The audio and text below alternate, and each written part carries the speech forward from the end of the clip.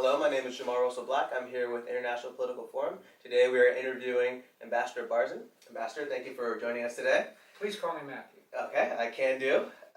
What is the Young Leaders United Kingdom program?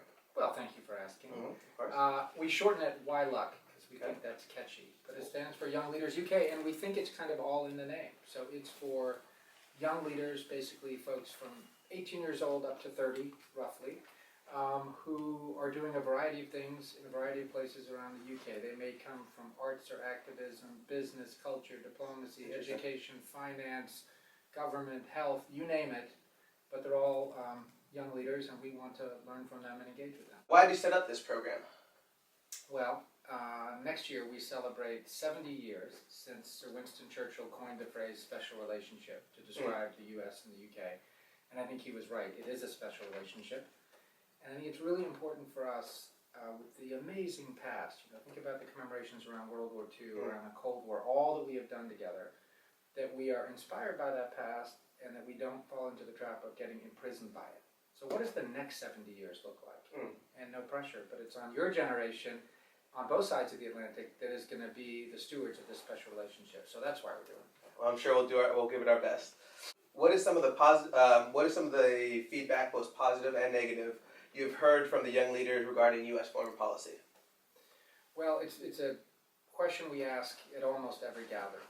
And a lot of times what I do is I'll do an exercise where I'll have groups draw a picture or write a word of something that frustrates them, and then on the other side we'll ask them, what is something that inspires you? So we try to get at both sides. We usually spend most of the time talking about the frustrations and the concerns, because I think it's important that we share. And on that, I think the big one is guns, gun laws, gun violence. And on the flip side, on the positive side, the key words that come up are opportunity, American dream, other things come up on both sides of the car, but those are really the things. Okay. Why do you feel young people in the UK respond in this way? What I've seen and learned from the Young Leaders UK is they are paying attention. They are voracious consumers of news. Now, some old people like me, from my generation, it's not in newspaper form, which is still how I get lots of my news. Right. It's obviously online, but it doesn't mean they're not consuming news. And they have really high expectations and standards for their own country, the United Kingdom, and for the United States. I think that's a really good thing. Okay. How does this compare with your opinion of young people in the United States? Well, I get asked that a lot. And the truth is, I'm here, and I'm here in the UK, and so I don't get home very much. And so I've spent, next year I will go to my 100th, if we go a little younger, my 100th sixth form college. So I've talked to lots of almost 10,000 17 and 18-year-olds to hear what's on their mind. Right.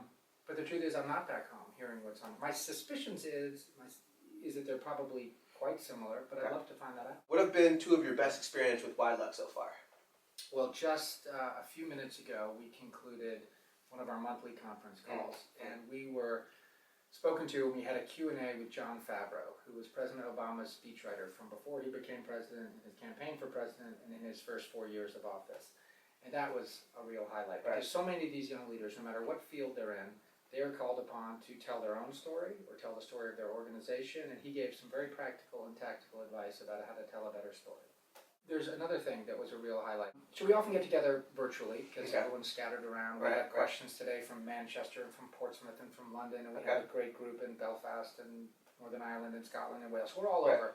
But we do try to get together face-to-face when we can, either when I'm in those places or here in London. And we had a commemoration celebration of the end of World War II. Right. And we had a chance to we had about 15 members of YLUC meeting World War II veterans. Okay. And I got to introduce those two together. Yeah. And it was just so powerful to watch the learning both ways. Right. What would you like the UK's young leaders to achieve over the next 5 to 10 years? I really don't, I don't know. My hope is that the group will be growing. I mean, we started it just this summer with about a handful of people, and it's grown up to over 500 now. Just word of mouth, people saying, I think you would benefit from this. Why don't you join? And then applying. So it's growing very organically. Right. So I would love to see it keep growing, both in breadth and in depth. And that group would start really learning from each other, suggesting things, self-organizing in the various places they live or the various topics, because it's such a diverse group, as I mentioned earlier, so that as it grows, sub-networks begin to emerge. That would be a hope. How can the next generation work their way into politics and diplomacy? Well, that was something that came up on the call with Jon Favreau today, and he made the point as a junior guy. I mean, he was 22 when he got into it, and he got a question from Amy, who's a Wilucker from Manchester, and he told Amy and all of us the story of he took a big move and he asked to be, there was a vacancy for a deputy speechwriter job earlier in his career, and he raised his hand and he said, I want to go do that. Right. It took him, he worked up his courage, and he was told no. No, you're not ready, but right. maybe, but keep writing, keep at it.